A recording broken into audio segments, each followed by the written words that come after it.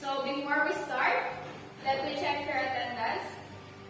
Please affix your signature, adjust and put your name on the attendance sheet, and please submit your admission slip.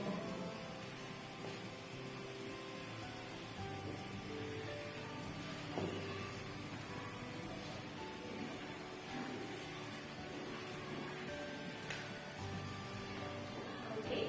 As I checked your self-assessment guide, all the questions are answered with yes. It means you are ready for the assessment because you know and can perform all the units of competency in COMPETENCY. Okay, the purpose of this assessment is to determine the level of competency for your qualification and certification.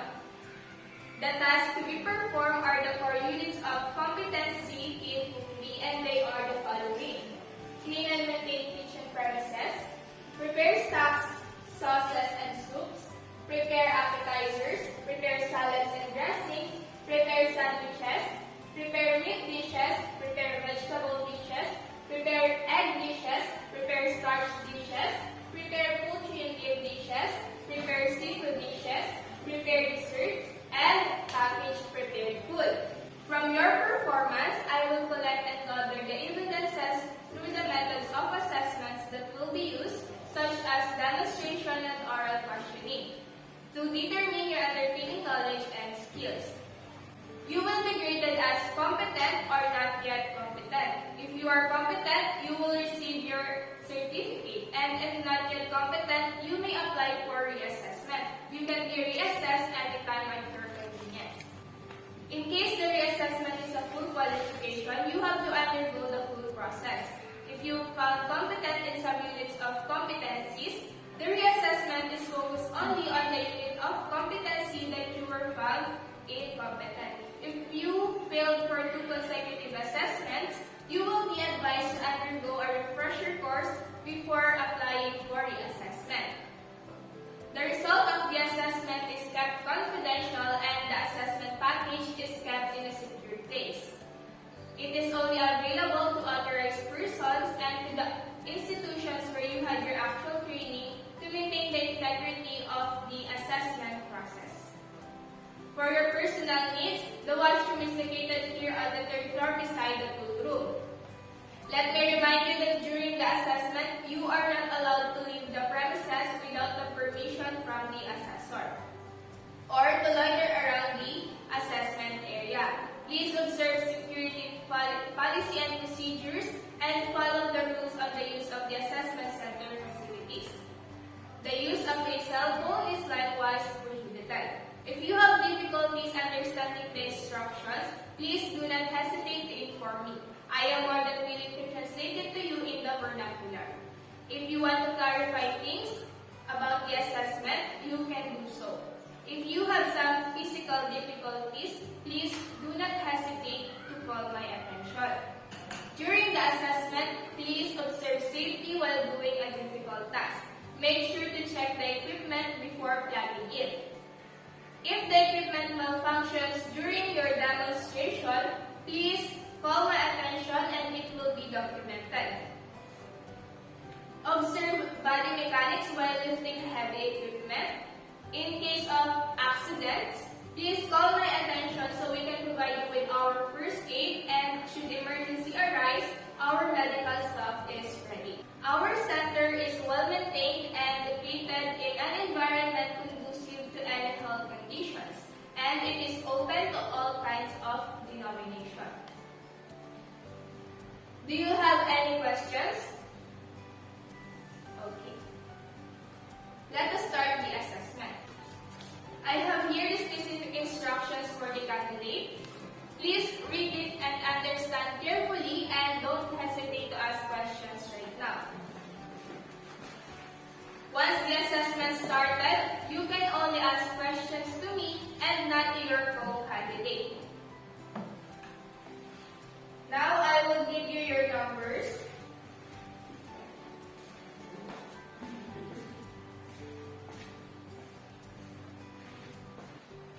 Okay, number 1, please proceed to the assessment area, and number 2, please stand by on the waiting area. Okay, candidate number 1, please read the specific instructions again. If you have any questions, you can ask me right now because once the assessment started, you are only allowed to ask questions to me. In that regard, you may start now.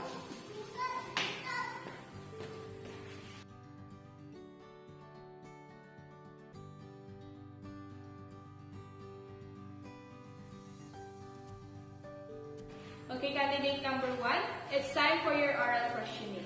How do you do? Okay. The first question is, what are the principles in preparing salads have you considered?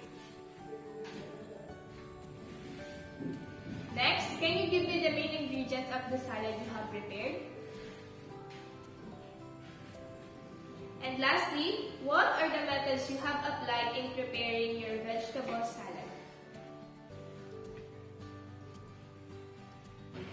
Okay, candidate number 1, how do you feel right now?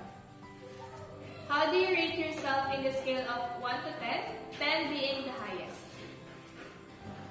Okay, candidate number 1, on the assessment, you were able to follow the procedures properly and you have presented your salad on a very attractive way. You were also able to present it hygienically, logically, and sequentially within the required time frame, as well as your answers on the oral questionings are perfect. However, you must maintain cleanliness of the work area before, during, and after the activity. So keep in mind the occupational health and safety policies and procedures. Having said that, my overall evaluation for your assessment is that you meet all the requirements for the competency standards. Congratulations, you are competent. Please sign the course or the competency assessment results and the rating sheet. Okay, this is the course. This will be your claim stub which you will receive from the assessment center manager right after the assessment. Once you receive this, you may go to the TESDA office located at the second floor of the Grand Central Terminal, Lucena City for the application of your national certificate. You need to pay 50 pesos and attach your ID, passport size picture. After 5 working days, you may claim your certificate. Just bring your transaction receipt and valid ID. Once again, congratulations. You may now proceed to the waiting area and please call the next candidate. Thank you. Okay, candidate number 2, please read the specific instructions again. If you have any questions, please ask me right now because once the assessment started, you are only allowed to ask questions to me. In that regard, you may start now.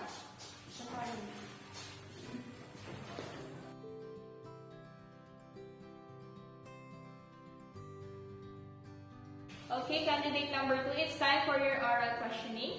How do you do? Okay. The first question is, what are the principles of preparing salad have you considered? Can you give me the main ingredients of the salad you have prepared? And lastly, what are the methods have you applied in preparing your vegetable salad?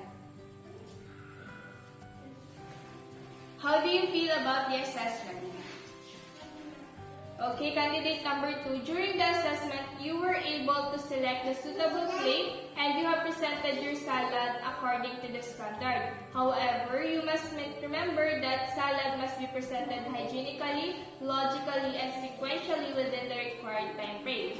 Moreover, your answers on the oral questioning were not satisfactory. My suggestion to you is to focus on T56A about the proper way of preparing salads and dressings. Moreover, always remember to be patient and confident with what you are doing. Now, based on the result of my observation and your assessment, I found out that you were not yet competent. However, you may apply for reassessment anytime at your convenience.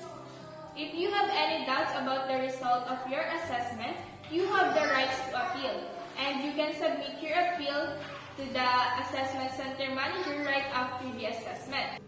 Kindly sign the course. Do you have any questions? Please proceed to the waiting area. Okay, candidates, please stand by for the evaluation to be conducted by TESDA. You have done a good job. Thank you and goodbye.